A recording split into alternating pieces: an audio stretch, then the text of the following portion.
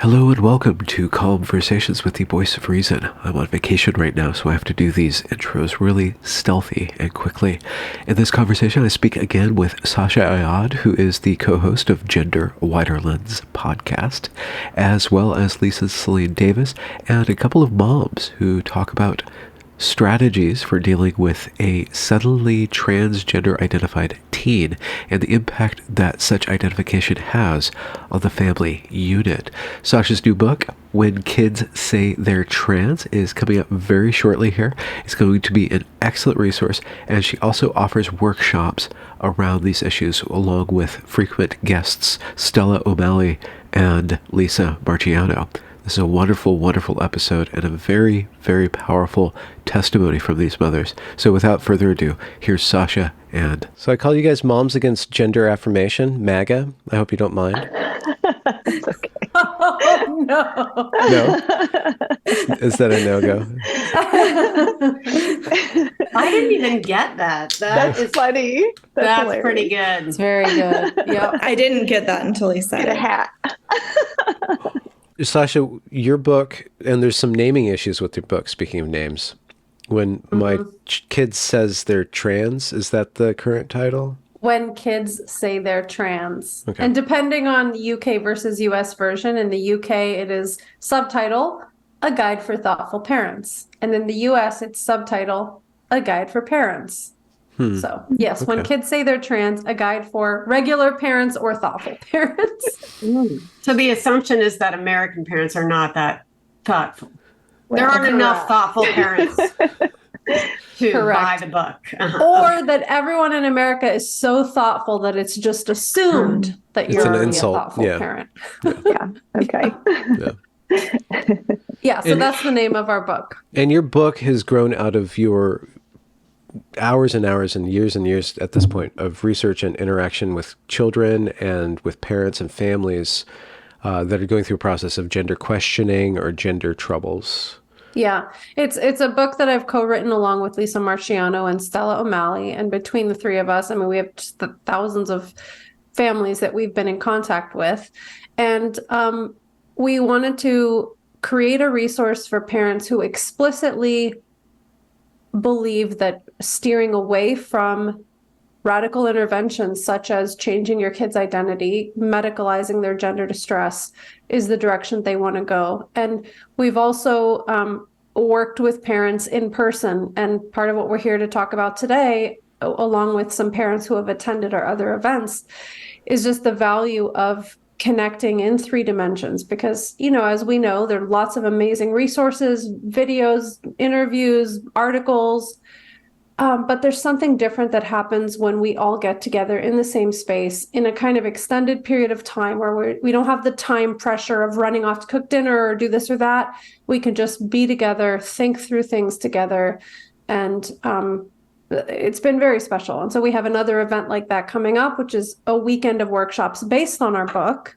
And it's going to be a little bit more workshop style than our previous events, which were a lot more like emotional processing. We'll do some of that, but this is going to be practical strategies. Parents come, take notes, think about how to implement some of these things in your life at home, whether you have a kid who's under the age of 18 still living at home, or if you have a child who's an adult who's either thinking of medicalizing or starting to medicalize, or if you have an estranged child. Like, there's so many different things parents need to do to take care of themselves and move forward in their families. So hopefully that's what we can talk about a little bit today. Yeah. So speaking as mothers, and Lisa, you can jump in because I know you're a mother too, but you're also plugged into this as an intellectual endeavor or like more of a journalistic endeavor. But how has it been for you as a parent of a gender questioning teen, if I'll just use that as a very broad umbrella, to find the right sort of help? How have you, like, what were kind of the avenues you took, and then how did you know that this is the kind of help that I need or the kind of processing I need? And then how did that lead you to Sasha and Stella? That's a question for me. It's a question for Tammy or Lynn, but also Lisa, if you want to pipe in. No, that's why I thought it was for me, but no, let's have them. Let's hear from them. Well, I think what happened for me is when this gender thing blew up in my home with my youngest child, I was expected to affirm based on just my own training in the work that I do, the area in which I live, from the West Coast, specifically Pacific Northwest. And so it's a very liberal affirming area. However, this is not something I ever anticipated in my own family. There were no signs with my daughter prior to puberty. And this kind of proclamation seemed, from my perspective as a mother, to come out of nowhere. And I initially started researching, how to affirm, how to support, how to love my child as they are, and just became really concerned the more research I did. And everything I found just was going against what my intuition as a mother said and what my knowledge of my child said. And I was especially concerned about the medicalization of young people in my community. There are a lot of trans-identified youth in the community where I'm from and in the community where we had been living the last couple of years, and specifically youth that are medicalizing. And that was not something that made sense to me. That was something that concerned me greatly. And that seemed to be something that my child expected, almost as a checklist. So she fit a certain story of coming out first as bisexual, then as pansexual, then as transgender in a letter, which looked very copy-paste from things that I found on the internet, from YouTube stars and things she had been exposed to. So I became very concerned. And I also became concerned that it seemed to be a political issue and a very polarizing issue for people. And to me, I see it as a public health issue for children and like a child development, identity development, kind of a mental health issue potentially. She'd had some distress and had some other emotional issues, so she was not in a good space. And there wasn't much help available. And there was a lot of unhelpful professionals that we encountered along the way while trying to seek help.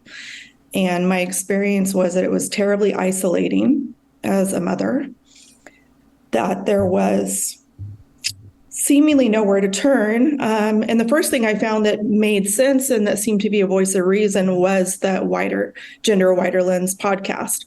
So I started listening to that, and that was something that seemed reasonable, like a lot of watchful waiting, a lot of expressing unconditional love, but setting boundaries.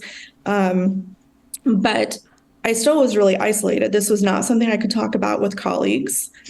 Being, a licensed mental health professional myself and working in higher education in a very affirming institution.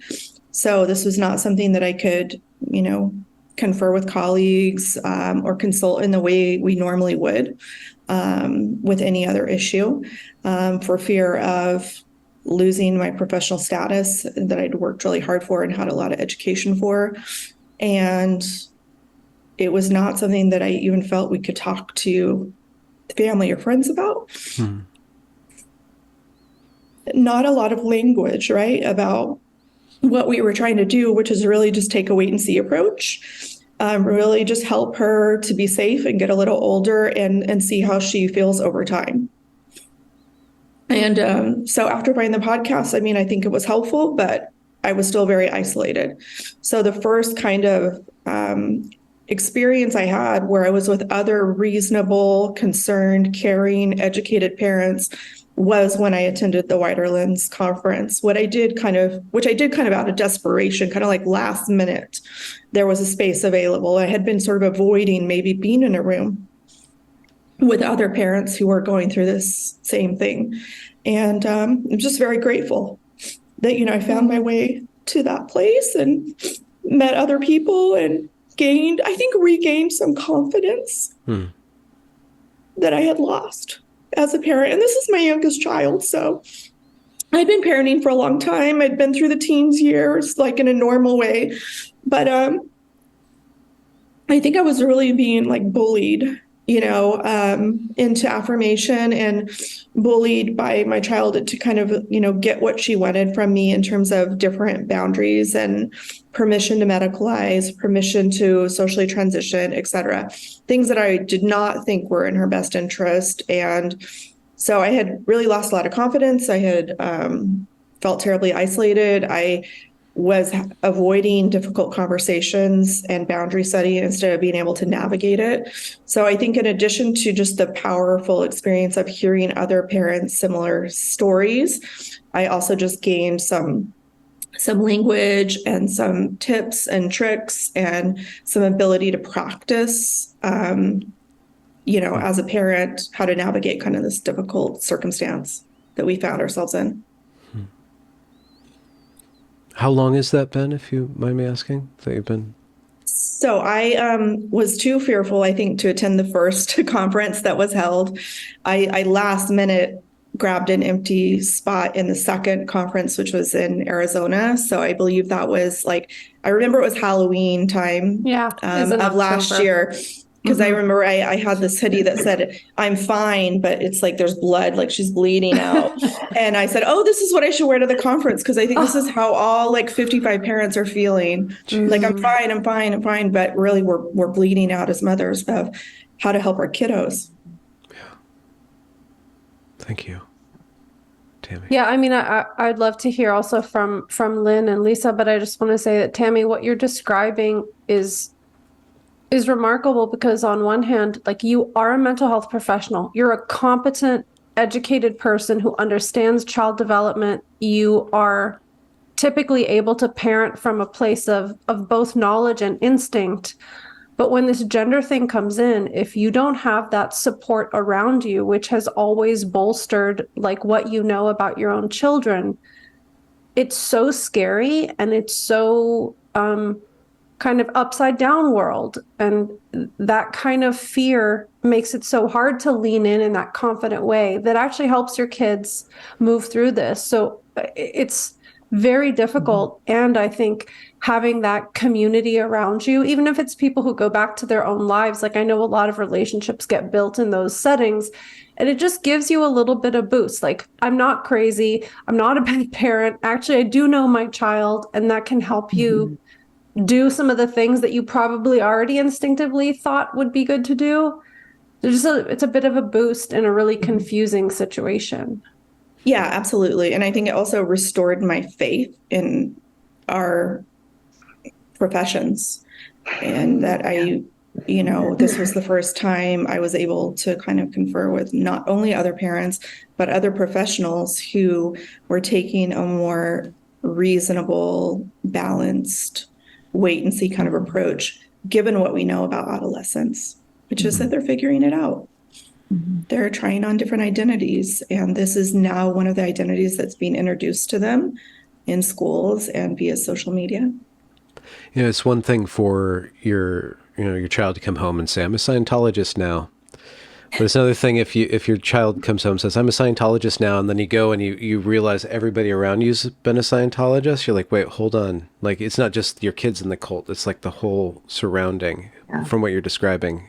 When it comes to this issue, everybody was in this wishful thinking space with regards to gender. Yeah, I have a family member who says we're all being collectively gaslit. That's the way he describes what's happening in kind of the gender world. So true. Lynn, would you want to pony up your tale? Yeah, sure.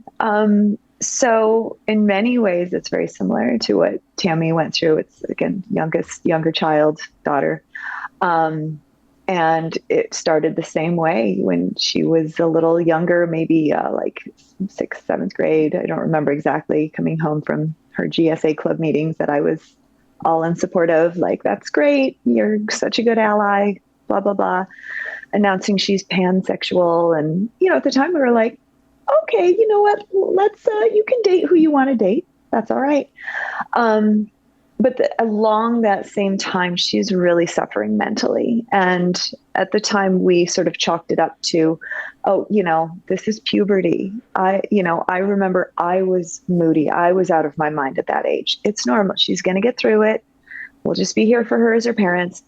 But then the trans announcement came, and it kind of took me and my husband a little while to take it seriously. I would say me more than him. He right away was like, whoa, whoa, whoa. And I was like, it's fine. This is what the kids are doing.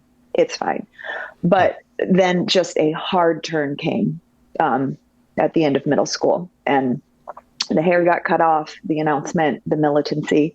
And I really saw this decline with her general mental health. And I, right away said, this isn't right. Like, this is just not right. We're actually fortunate to live in an area where the law is on our side, and where, fortunately, I'm not in this bubble of affirmation. I'm lucky to have people in my life, maybe not professionally. I've really kept that at a distance, but even my daughter at the time had a therapist, and the therapist at the time was, when she announced this to her, was like, she point blank said, I think putting kids on these kind of drugs is out and out child abuse, but I don't really know how to help your daughter. So you need to find somebody else. So even though I didn't feel like I was necessarily completely going against everything that everybody was telling me, it was hard to find a professional that I could entrust with her. So our initial tack, actually, from the get-go, was we'll find a therapist, a Christian therapist. Like, I specifically looked for that because I thought, at least we have a better chance of maybe not automatically having an affirming therapist. And, in our state, that's like, I don't know how other states are. It's perfectly legal, and they don't like try to convert your kid to Christianity. It's just like, they lay it on the line, like, hey, this is my training, but we'll talk about what you want to talk about. I'm not here to try to direct it. Right. So that's what she's always had. But you just, at the same time as all of this was happening, it led to really my own complete and total mental breakdown. I mean, it really took a horrible toll on my mental health and on my physical health as well. To where it just, I mean, what Tammy said, it causes you to question everything, and it completely undermined and eroded any confidence that I had in a parent, not just how to parent this child, but my older one too. And it's like, what am I doing? And how do I, and then also call into question my own, like, sanity? Like, how do I know that I'm wrong, or how do I know that I'm right about this, about my kid? And it caused me even to question my own instincts as a parent, and everything that I had seen in this child that I knew so well, who was, a completely different person 2 years ago. That's like, yeah, adolescence is big, but it doesn't like literally make you into a completely different person. So I just felt completely at sea. And I mean, honestly, the whole maybe first 9 months to a year that we were going through this, it was just me trying to get my own self together in some capacity. And I didn't know where to look, because at the time, this was only 2021, I guess. There was a little bit out there online, but I had so much fear in me over everything that it's like I was even afraid to look online and look for anything. And like, I didn't even want to hear it. I didn't want to hear it from people like Sasha and Stella. I didn't want to look at any of it. It's like I was so freaked out, I couldn't even face that Medusa that was in front of me. So after about a year, things in my life, through my own therapy, through my own, spiritual awakening, I guess, however you want to put it. Not going to get into that.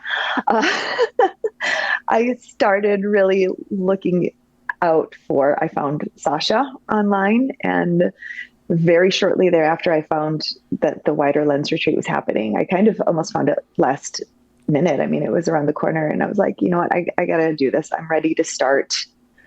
I need to do something because I can't just take a back seat and pray that this is going to resolve itself. Like, I have an active role in this, but I'm not effective with my daughter right now, because anytime I try to talk with her, I might read something in a book or watch a tutorial online, and then I go right in her room and I'm like, hey, what do you think of this? And then just blows up, totally blows up. So it just, and it was the best thing that I did, because again, having people in the room with you, that it showed me, one of the biggest takeaways that I got from it was that I wasn't just living in a bubble. Because when we're in that room all together, it wasn't one type of person or one type of worldview parent that was in there. I mean, we can easily insulate ourselves with whatever feedback loop we want. And if we can find whatever we want to soothe our itching ears constantly, and have an idea like, oh yeah, no, this is true. But when you're sitting in a room with parents of all different faiths and all different backgrounds, and literally from every part of the country and many different parts of the world, all these different backgrounds, and we're all saying something is not right, that was so bolstering to me, so eye-opening. Like, no, I'm not crazy. I'm not just, I don't have a narrow or naive or whatever overly conservative worldview. Like, this is a problem. Wow. I've been listening to stories of detransitioners for quite a while, and been studying the gender topic broadly. But the stories of parents are kind of like more and more coming out. But one thing that when I went to Ireland and to the Gen Spec conference, and I actually met the parents, it was shocking to me just how profoundly affected specifically the mothers are. And I can't even, it's so profound. It points to some sort of like mother-child bond that is beyond any conception that we have about reality. And that you being a mother, I mean, I don't know, but being a mother giving birth to the child, like, you understand the child from the inside out, and this gender thing for some reason severs that bond or attacks that very bond, that very basic reality, this biological reality, because they're flesh of your flesh. It just seems very profound. And so when parents are dealing with this, especially mothers, it seems like they have to deal with themselves and the child at the same time. Yeah. And so the work is double and, in a sense, total. It absolutely, I understand that it would totally shake your faith in society, reality, language, spirituality. The whole thing just starts to crumble just because of that one little connection and these bunch of pronouns. So at the same time, it shows that these playing with pronouns, playing with identities, they are kind of playing with fire, especially when it comes to sex. There's just a mystery there, it seems like to me. Yeah, and I think in one way it makes sense, because the adolescent job is to separate from the parents and individuate. So I wouldn't be concerned if it wasn't for the medicalization and the health issues. Frankly, I wouldn't even be as concerned about what we call the nickname and the pronouns if it wasn't so delusional and didn't seem to lead to medical interventions. So if I thought my child is going to use this nickname, or they're going to play around with pronouns, but they're not going to harm their body, I would probably let it go as a parent. But the more research I did, the more I understood that anytime we attempted to reach a family compromise around the name and pronouns, she would move the goalpost to the next thing. And this is a very common story. And this is a story we heard over and over again at the conference, that if parents agree to they, them, within, weeks, they will want he, him. And if parents agree to a binder, then they want blockers. And if they agree, and then just so on and so forth. And so that is a concern. And in my family, we went from a saying where my daughter would say, oh, you know me so well. Anything that would happen, pick up something at the store or make a certain meal or go on a certain adventure. Oh, you know me so well. How did you know? You know me so well. And we went from you know me so well as a family to, you don't know me at all. And that's when I realized that there is a lot of groomers socially. So my child was groomed by another child in school who's already medicalizing.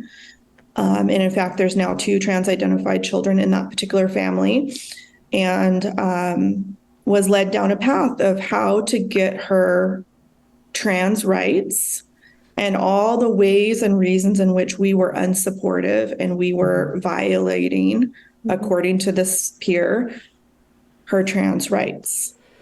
And, in the community we live in, the school socially transitioned without our knowledge or consent. The school counselor was way over involved with our child, even after we requested, look, she's got a private therapist. Please don't see my child outside of academic scheduling. And it continued. And ultimately, my child had an incident where she was even assaulted by this same groomer peer who was medicalizing, and no parents were involved or notified or anything because we'd already been deemed an unsupportive family by the school system. So my child was in a physical altercation where she was hit, had marks on her, and we were not told. And we only found out when she didn't want to attend school, which was a new behavior. And I had to push for the other parents also to be notified, because that's a violation, that's a side effect potentially of that other child, who in my view is also a victim of their treatment. They're receiving a treatment, and aggression is a side effect. And those parents also have a right to know that their child assaulted my child. And so schools are not equipped. They're caught in the middle, and they're not equipped to, I think, navigate all the subtleties that parents are not unsupportive or supportive. And there's a whole spectrum of ways families function. We have a different school experience, but I also see that the school is really not equipped, where our school is actually really supportive of us in our position. And but at the same time, I can tell that they are on their heels with this. And I time and again have met with our school's director and said, please, here's the GenSpec website. Here's who you can email. Please, there are people that can help you build a policy that's going to include families and be supportive. And I think they've gotten a little bit better about it. For sure they have, but I would never have been able to have done that if I didn't have the courage before, because I was literally like, I don't want to deal with this. But after going to that retreat, I was like, okay, you know what? I can actually talk to people about this, even if I suspect that they might not agree with me. I'm still a little fearful of that, but at the same time, it's like, I have a lot more courage about being proactive. But the schools really, Tammy is right. Whether the schools are doing what every parent's nightmare is, which is what Tammy's kid school is doing, and many are, or my school, which is, they'll do what we want, but they don't really always want to be the bad guy. Everyone is on their heels with this. And I think that I assume good intentions, but I think there's going to be a lot of well-intentioned educators and other professionals that are going to be on the wrong side of history. Yeah. And this is really an important point that we try to make in the book. And I think this came up a lot in our workshops and retreats and stuff. Until these institutional forces catch up with the destruction and the changing policies that we're seeing in Europe, like, we're starting to recognize that these things are a bit of a snowball that are really not helpful to kids. Until parents can kind of feel trust for those institutions, parents have to really drum up their courage and take the reins themselves. And that's kind of like why we wrote the book. That's why we run these retreats, because I realized as an individual therapist, like, my practice started off just working with adolescents, right? But what I realized is that parents are really having a hard time figuring out, how do I stand in an assertive but loving way in my parental authority, so I can be the guide who loves my kid the most and can understand, like, where these boundaries should be placed. So a lot of families are historically like, oh, well, the school's always been great about this, or doctors and therapists have always been great about that. But we're all of a sudden in a position now where, no, everybody has to really kind of draw up their mama bear energy, as cheesy as that is, and like really lean in and take the reins, because nobody else is going to do it. Yep. Everyone. I wanted to pick up on speaking of the mama bear energy, words that both Tammy and Lynn said, which one was courage and one was isolation. So I think, the way that we silence people is by making them isolated. And I was also feeling isolated myself as I was learning the truth and trying to figure out how to tell the truth or figure out what the truth was. And the courage part is, it's when you're risking your kid, your relationship with your kid, it's really hard to screw up that courage. I was only risking my career, I think. I mean, so far things okay with my kid, but knock on wood.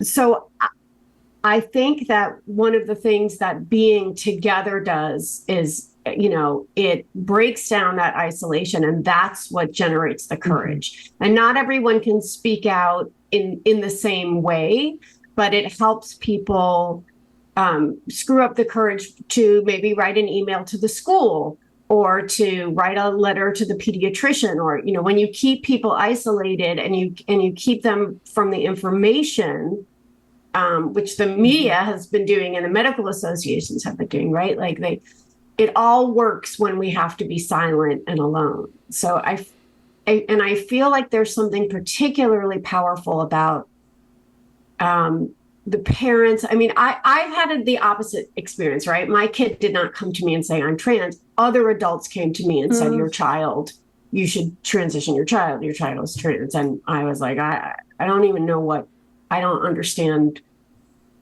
what people are saying. And I didn't have any information to push back. And I also was in my own way doing this wait and see approach. And I just felt like I wasn't even sure why I was risking my career. But when the retreat happened, and I emailed Sasha and Stella and Lisa and said, I'm not an ROGD parent, but can I go because I don't have anyone to talk to? So I was different than the parents, but they were all very welcoming to me. But I was similar in that, the current ideology, it isn't good for my kid either. It isn't good to tell gender nonconforming children that there's something wrong with their body, that they can't be male or female as they actually are. But B, like most of the people, their kids had been so influenced by the internet. So there is something very powerful about going analog and being together. There is something that makes it, I know Benjamin grew up in like a religious fundamentalist thing, and I grew up like hardcore atheist. But there is something very powerful and kind of spiritual about the coming together of like people who actually share a belief system. This belief system happens to be objective reality, which is a funny thing to Radical. commune on. Yeah. But I love what we have to hide away at this secret retreat to talk about reality. Yeah. Anyway, sorry. Keep going. That's sorry about the ramble, but those are, I was having all these thoughts while everyone was talking about just, there's been some prediction that because of all the AI, that there's going to be more of an emphasis on in-person life. We're going to need more interpersonal interaction. And I just ended up feeling like I ended up going on 3 or 4 what I came to think of as free speech vacations last year. By the end of it, I was like, I'm traveling all around just to be in a place where I can speak about objective reality and object to what I'm, asked to do as a reporter, and free myself from the language. I think Benjamin's was the first kind of podcast I did when I was coming out of my shell and I was still using some language. I remember I used the word queer, which I would never actually use. And it takes a long time if you've been encased in these ideas and this language and you've been a liberal and this is your community, it's very hard to push through that. It's like invasion of the body snatchers. And so to go to all these places where everyone else has escaped the pod and they can help you shed the final layers and you can sit in reality together as the antidote. It's very powerful, and it really helped me. It also, when I was saying, like, why am I doing this? I know I'm doing it for my kid, but why am I risking, a 20-year career? And then I'm in a room full of people just sobbing, some of them just from sheer relief. That's when it became very clear to me about why I was doing it. Whatever it is I'm doing. What do you all think needs to be communicated? There's so many different vectors. Like we already brought up to school boards, but to other parents, what are the adults supposed to be doing? Where are the adults in the room, and where are the adults in the room that we should listen to? Or being an adult, what does that require of us right now with this issue? I want to say one thing really quickly before I forget it. I would love to make sure that we leave a path open for the parents who really affirmed and really believe. Like I've been in a stupid online conversation with someone who I can tell that he doesn't believe the words queer and non-binary as he's writing them, but he has to say them like how. So that's one of my questions for all of us too, is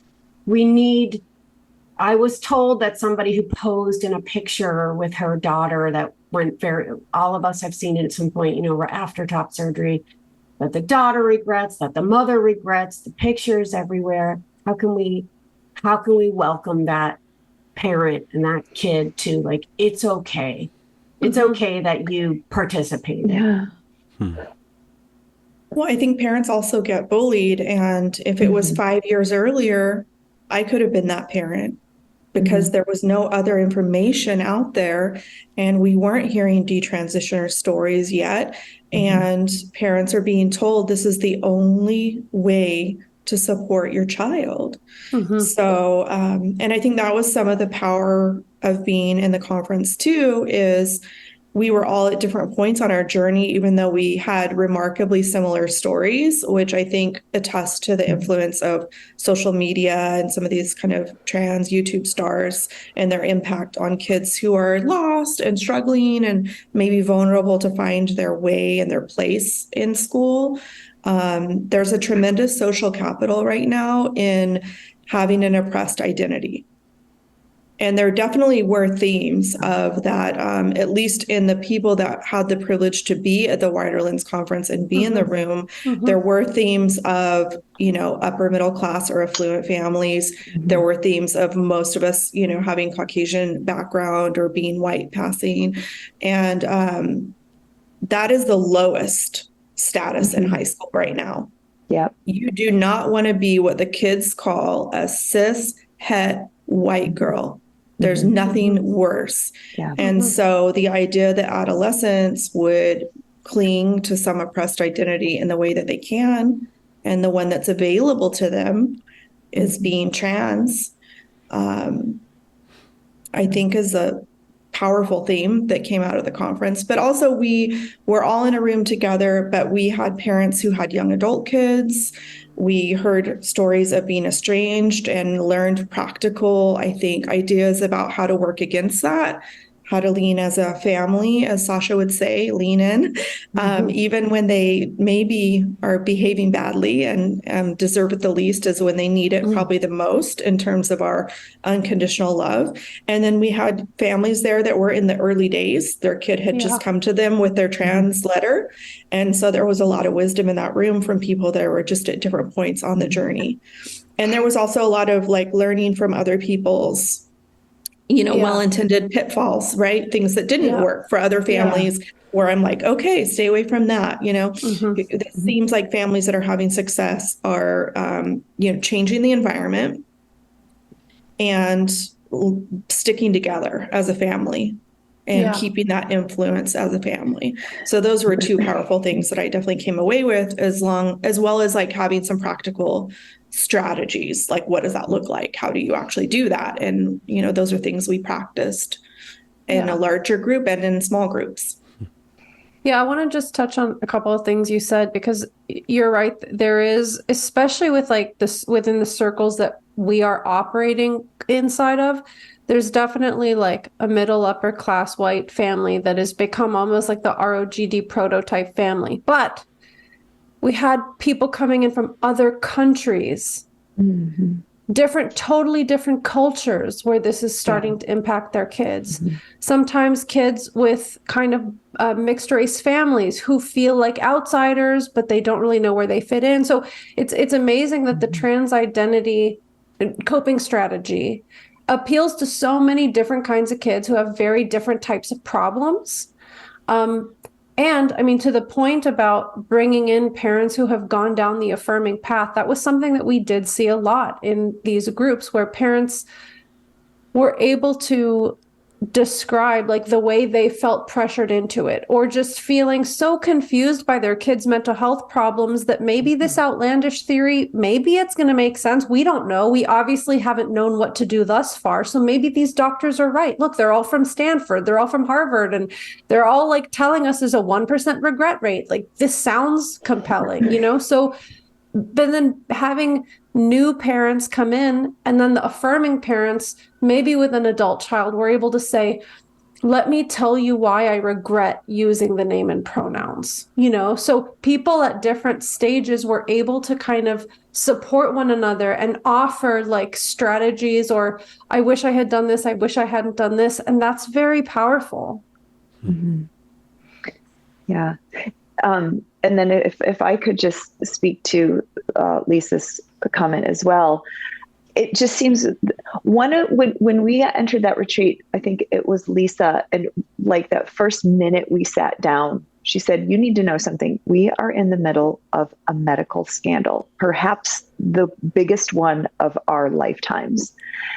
And just by virtue of the fact that we all acknowledge that, I don't think 50 years ago, anybody would blame somebody who'd undergone a lobotomy for having undergone the lobotomy. You're trusting the people that you are supposed to trust. So just by virtue of who we are and our position that this is a scandal, that this is not the right treatment for our kids, it just shows that we get it. We get that there's a lot of pressure, and it's not your fault for trusting the people that your entire life you've completely been able to trust and look to. Why would you question that now? So, yeah. One imagines a world where there's lobotomy influencers on YouTube. Like, I did it. It's great. I'll show you how to do it at home. You can talk to your parents. You can get the lobotomy. They put a hook up your nose. It's great. It's awesome. But remember, many people were satisfied with their lobotomies, like 35%, and family members were happy, and housewives were the largest demographic of people to get lobotomies, which I learned in my research recently. So, I mean, that's the, that's one of the things that makes this all so difficult, is it's all so murky, and medical research is so bad, and there are so many medical scandals, and there are so many people, I guess, similar to so many people invested in this, and similar to the question about, how can we welcome parents who were the strident, and like did everything for their kids? How can we say, anytime you're ready, come on over here and we'll welcome you to the side of reason? And I would like that to be the same for all the people who've, gaslit us, or the people, for you guys, it was the people hiding things from you. I was a little earlier and no one was hiding anything from me, but they were doing it. They were asking me, would you like us to participate in socially transitioning your child? None of us used that language because I don't even think any of us knew it then. But I want to have a path for all of those people to join us over here. I guess it's why I speak somewhat carefully about it. And I think that, but I also think that so many people have refused to bear witness to the pain this has caused families and the destruction. And I think what Tammy was saying before about, if it didn't lead to medicalization, it would be okay. And I want to add to that I think for a lot of kids, it makes them worse. I have seen it make, a genuinely gender dysphoric child to at least temporarily alleviate this kid's distress. And I don't know I assume it will lead to medicalization. And this is the original cohort.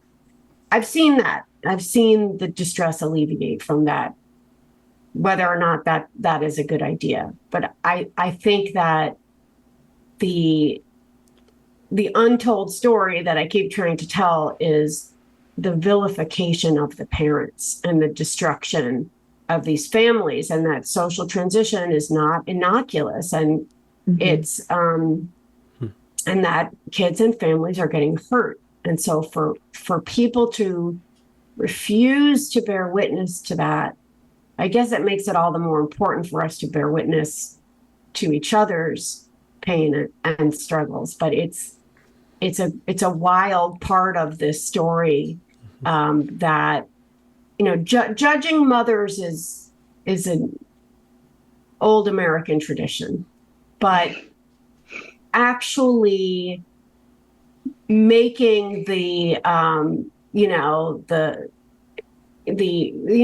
right-wing talking point that the left wants to destroy the nuclear family, that now there's some truth to that. And that makes it difficult to tell the story, because then all the hyperbole is somewhat true.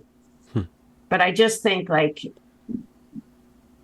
think the whole story, it's about kids, but a lot of it is about parents. And that's why I just think it's really important for the parents to collectivize, to organize, to bear witness to each other's pain, to be there for each other.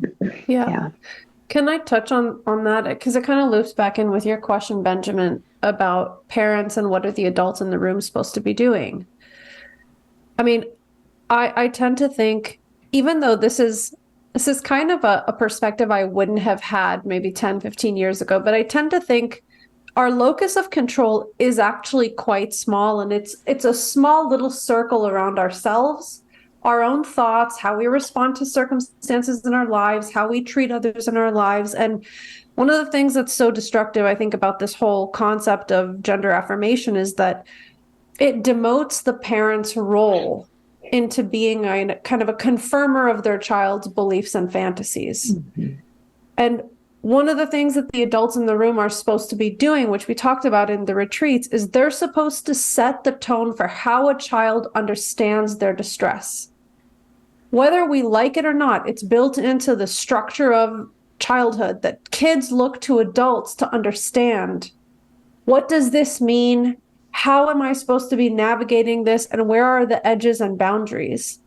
And when you have an entire society that feels too paralyzed to question or say no to children who, through no fault of their own, they don't even know what they're talking about in a lot of ways, it completely erodes the ability of the adults to do what they're supposed to be doing. And then it kind of trickles out by, schools undermining parents, therapists undermining parents. Everybody is kind of undermining the job of this person, the parent, that is, out of everyone in the world, they are best positioned to care about this child. And this whole movement is eroding that, which is so shocking when you really stop and think about it. And it leaves all these gaps. Well, then who's got the best interest of the child in mind? Their teacher, their school counselor, their psychiatrist? No, it's the parents. In the vast majority of cases, parents are the absolute best person to look out for the well-being of this child. So, part of why we really emphasize parental confidence is because there's no one else who can jump in and do this for you if your child is going through this gender thing. Yeah. I agree. And I think another responsibility, just to circle back to Benjamin's question, that we have as adults is to really be able to examine different perspectives and like work together, like families and schools and medical professionals, and have all the stories be heard and be out on the table. And I feel like our stories are really getting killed. Like they're not making it to press. And this is as a parent who has tried to get stories out there while still balancing like the privacy of my minor daughter. But basically, kids are getting gender support plans and they have a box. Are parents supportive? Yes or no? Mm-hmm. I've actually seen them. And parents are supportive if they are affirming and going along with the name and pronouns and headed down a medical path. And parents are unsupportive if they are not. And if we're unsupportive, then what is happening is we are completely left out of that whole plan for our child. And that was our experience as a family. And I also feel like there's a lot of media and stories around people and families fleeing states where there are protections for parental authority, and there are laws now, against what they call gender affirming care. But if so we see those stories in the media, but we do not see the stories of families that are fleeing liberal communities and affirming schools to try to give their kids some time to figure this out, which is what we did. We left the country. Yeah. Not the county, the country. The country. Wow. Yeah. So we're in a country where this is not happening. Mm-hmm. And so we've removed the cultural influence, and I have faith in my child. Wow. And we have with our own child too. I mean, she's in a private school and she was on the verge of being expelled because of grades, because she's completely focused on this gender stuff and was taking every opportunity to turn her classroom into a lecture session, or with her friends. If the teachers referred to her as a she, her friend group would come down on the teacher. So it came down to, you need to get this in line, you're gone. And we told her, like, the alternative is homeschooling, because even though we're in a state that it's not legal for minors to transition, I know that our public school system is very affirming. I mean, this is where our daughter was exposed to this in the first place. There's no way she's going into one of those schools. No way. So that's our alternative. And that's not the best course for her education. But I mean, education or the rest of your life, your physical, mental health and well-being, education is not that important in light of that. So, I mean, it's part of it, but you're like putting your kid in the lion's den. It's terrifying.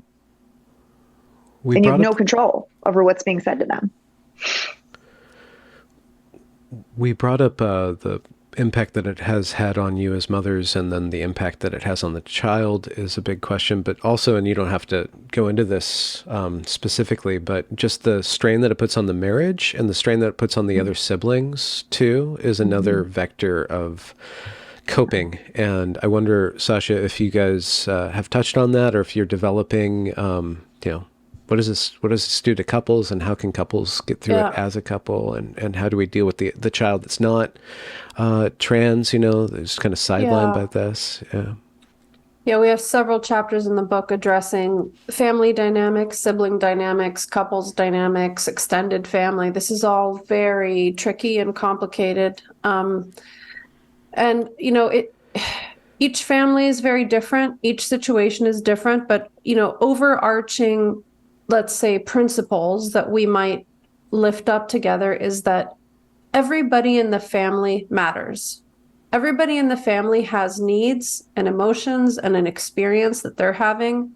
And what I often see in certain kind of constellations of families is that the kid with the gender distress becomes like the gravitational force that everybody is revolving around. Every decision, every walking on eggshells moment, every interaction is an attempt to pacify or avoid triggering this young person. And unfortunately, what that does is that it messages to the siblings that you all have to tiptoe around your sibling because your sibling has like special problems, which like there's always a negative truth. Like obviously these kids are dealing with a special problem, right? But it really diminishes the importance of everybody else in the family. And this can kind of create a spiral of resentment and like hurt feelings and relationship problems. And of course, within the marriage context, you know, it's incredible because I saw a couple in Ireland who had come to one of our retreats, and they were like this. They said, you know, even though what's going on with our son has been so challenging, we are completely on the same page. We support one another. We finally have like really come together in trying to work on this. And that's one story, but a lot of other marriages are in a really difficult spot. It's often some sort of an imbalance of engagement. What I think is usually the mom is full steam ahead, like leaning into this, trying to understand this, trying to send her husband articles and like, please read this, please look at this. And sometimes the dads are, you know, on one side of the spectrum, maybe affirming and saying like, you just want to make our kid happy, like it's going to be fine.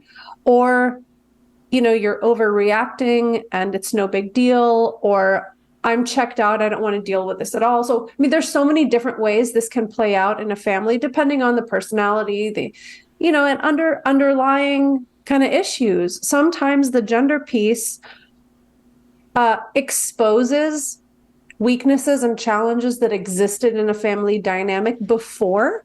And in my experience, when parents are able to, as we like to say, lean in and like use this as an opportunity to learn about themselves, about their kid, about their spouse, about these dynamics, you have an opportunity to make some little corrections, to make some adjustments and like, you know, try to compensate for what maybe was lacking before. So there are a lot of ways that this gender experience can either tear families apart, which it does often, or help families actually make some repairs and corrections and like resolve some things that were maybe struggling even before the gender. Yeah, it makes me think about one person who said like, if you have an ROGD kid, that means it's time to look at your family dynamics. You know, the kid is responding to something. Sometimes I've talked to a lot of people where there was another kid who was really difficult or really sick or something. And then the kid comes out as trans and then gets to suck away some of the attention. And as you were talking, I was thinking about, and back to the kind of social transition, kind of how big a deal is it? I was thinking about the movie War Games and like, do you guys remember are you old enough to remember the movie War Games? So, you know, the whole thing is it's an AI movie and it's Matthew Broderick and he's playing the computer and it looks like the computer is launching missiles at Russia. But no one knows if it's a game or not. And spoiler alert. Game. And I feel like that's what happens to these families is that no one knows how serious this is. And sometimes with the dads, they're like, this is a phase or, you know, it's fine as long as they stay rooted in some kind of objective truth. And for the moms, it's just harder to not feel your children's pain. And I hate making those kind of generalizations, but it certainly had like that's been very, you know, that you're only as happy as your unhappiest child kind of thing. And I've really found that to be true. And I mean, again, I think the retreats allow parents to go in search of their own happiness and peace, regardless of what's going on with their kids. But I think that's, you know, if the mother and father, if there happen to be a mother and father, aren't on board, or the two parents aren't on board the same way, I've just seen it cause so much tension. And I'm glad that my husband is like 92% with me. The 8% that he's not with me is a really weird 8%. But you know, we're mostly in agreement, and he has to, from the moment he opens his eyes in the morning until bedtime, he has to hear about this from me. Any passing in the hallway or anything, it's just gender coming out of my mouth. So it's, you know, I think it's so hard. I was just listening to Sasha and Stella talking with that Sarah, is it, the clinician who changed her mind? Sarah And Stockton. she told the story of, you know, there was a family where the mom wanted to transition and the dad didn't, and the dad lost custody, and I think she said he ended up committing suicide. And I mean, I think and that's by the way, important, it's crazy Lisa. not to tell that story more often in the press. Sorry. Yeah. No, I agree with what Lisa said. I think that I feel like really grateful and lucky that I am in a pretty solid marriage where we are philosophically aligned on kind of our position with our child. The most heartbreaking stories I think I heard at the conference were families that had experienced divorce, and one parent was affirming and one parent was not, and that not affirming parent was now estranged. So those were the most heartbreaking stories. I will say also, I learned a lot from the handful of dads that were at the conference, which didn't include actually my child's dad. You know, I was there just as a mom. Most of us were moms, but there were a handful of dads. And I think their stories were really powerful and really helpful to me too. And kind of also understanding my, you know, partner's perspective or experience, maybe, you know, from the father's lens. So that was something that was also very helpful about the conference.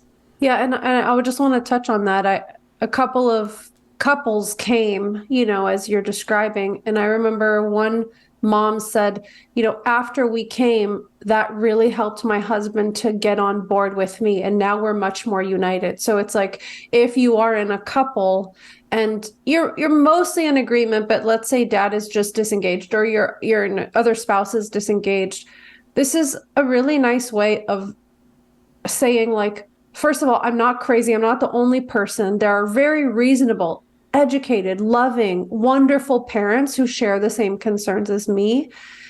And it can help to kind of bring both people on a more similar page, which that's huge. Like, if you can strengthen your relationship or your own mental health coming to one of these events, like that's amazing. Yeah.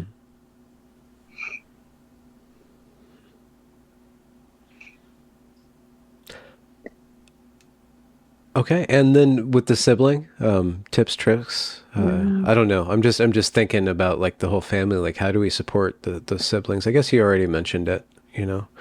Well, I think one of the themes that I saw when I was there, and that is also true in my own family, is that sometimes the trans-identifying kid is the kid that has not been in the spotlight. So I met so many other families where the sibling had either a significant medical issue, a significant mental health issue, or they were like a golden child, like an athlete, a high achiever, super easy kid to raise. And that was true in our family. And so that this could be the way of the trans-identifying child to kind of stake their claim for their needs and their attention and their own identity.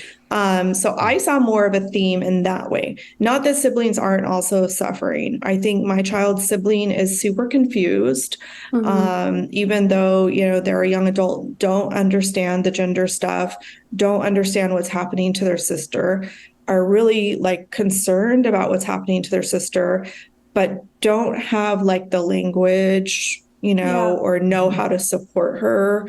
So I think siblings definitely do suffer, but I saw it the other way where maybe the trans-identifying child has actually been the child who sort of has just been not in the spotlight, or whose needs maybe have kind of fell a bit under the radar. Yeah, we often hear this was a kid we never had to worry about because her brother has autism, for example, or her other sibling's the star of the football team, and like she's always been responsible. We've never had to worry about her. And then all of a sudden, this becomes a way that the child can garner care. And it's not that they're doing it on purpose. It's just like filling a subconscious need that they didn't otherwise know how to ask for. Yeah. That was very much the experience in my family as well, where the older kid is just easy. I mean, he had issues at the same time, but as far as like familial relating to mom and dad, not pushing the boundaries at home. And he's very much the peacemaker. And there was definitely a lot of friction between the two of them. And, you know, sadly, a lot of the time, trans-identified younger one was the one pushing that friction. And it's, and I think, so for me, what I have really been focusing on is the golden thread and like the blessings, if you will, that have come out of this, because that sort of thing wasn't even really like the dynamic of that relationship and how it actually was impacting my daughter more so than the older child. I don't think that I would have examined that or dealt with it if that hadn't really been brought to our attention. And because of that, I mean, just because of understanding how to look at that, and between my husband and I, you know, really having to examine our beliefs and why we believe what we believe. So this has all actually helped us to create a much better family than we used to be. I mean, our bonds, even with both of my kids, have and my husband has grown so much stronger and better. And I know that that's the only way through this. And that, and you know, when I'm trying to maybe talk to other people about this who are affirming, or even talk to my own child about this, like for us to have just affirmed and gone along with it meant that we wouldn't have dealt with any of that. It would have continued, and it would have gotten worse. Our family wouldn't be as strong. Our relationships wouldn't be what they are today if we had just affirmed. It's a way of actually narrowing and shutting down the conversation and ignoring the issues. The affirmation blind spot. Affirmation blind spot. Yeah, absolutely. It's an affirmation blindfold, I would say. So another retreat is coming up, Sasha. When will that be? So September 21st through 24th. It's called A Weekend of Workshops. If you go to our book website, whenkidsaytheyretrans.com, and you click on Weekend of Workshops, you'll see information there. And if anybody has been thinking about going or has been looking at our website, please keep your eye out we're going to be updating the website. There'll be some maybe changes to the structure and the offerings that we have there. So you can also email me, Lisa, or Stella, if you have questions about like what to expect or what we'll be doing there. And if you've never attended an in-person event for parents and you're on the fence about it, I mean, I think they have been so powerful. And as you can tell from this conversation, we don't just complain about what's wrong. I mean, we definitely give parents an opportunity to share everything they've been holding in and like bottling up. But we also focus on how to give parents that kind of confidence and the strength so they can actually enact some positive change in their life, whether it's just like their own perception and experience of this or how to support their kids. So I find them to be incredibly powerful experiences, and we hope that we'll have a lot of people join and come meet with us, hang out with us. And Tammy and Lynn and Lisa too, if you want to answer, if any of you want to answer this question, what's something that gave you guys hope or really gave you a North Star, or like really just impacted you, a word, a book, a moment? In the retreat, something that really was powerful to me was just being told and then understanding it's not about the gender. And if we attempt to attack it from that perspective, there's not going to be any healing. And again, I mean, that goes back to that affirmation blind spot or blindfold, you're making it all about the gender when you affirm. You're also making it all about the gender when your only goal is desist, desist, desist. It's like, no, there's a lot more going on here. And just understanding that and being helped for a few days in a row to really see how it's not about the gender. And so, okay, it's like, we understand that now. How can we move forward, and in what ways can we move forward? It's freeing, really. It's freeing. Mm-hmm. Mm-hmm. I think what gave me hope was who was in the room. I was kind of afraid, like, to go to one of these conferences and be in person with these people. And are there going to be like my people, like-minded people, educated people? I was very concerned about that this is going to be some kind of religious right wing. I didn't know, right? I had my own fears around facing this in person. And then when I got in the room and I looked around and I saw all these other educated, high functioning, well-read, concerned, devoted parents who were all, spending their money and time to be there, I was filled with hope. I think also I'm filled with hope by the detransitioners who are speaking out. Mm. I have hope from doctors like Julia Mason and some of the journalists like Lisa that are getting the truth out there any way that they can, and some reasonable therapists like Sasha and Stella who are having the courage to speak out. And then I think that we also were told at that event, like, we're playing the long game, right? And part of playing the long game, and that this is a marathon, not a sprint, is being able to tolerate, our kids being angry or unhappy with our boundaries in the moment, just like they would be with curfews or rules about drinking or other safety rules. And so that gives me a lot of hope that I'm in it for the best long-term outcome for my kiddo. Yeah. I think for me that the hope has also come from connecting with so many amazing people, and in this weird way through all this tragedy that my world expanded. And I think all of us, we're all told that we're on the wrong side of history, that we're morally polluted, that we're bad parents, that we're bad people. And for me, being kind of embedded, I feel like I've been embedded with people for the past few years. Partly, I'm sort of a parent in this. I'm sort of a writer in this. I don't know what I'm doing in this rabbit hole, but I cannot get out until everybody, or more people understand what's really happening down here in this rabbit hole. So I just felt, I felt affirmed. Like, we're not, I may be a bad person, but it's not because of this, like we are not wrong. We are not bad. We are not bad parents, and we are not bad people. And it just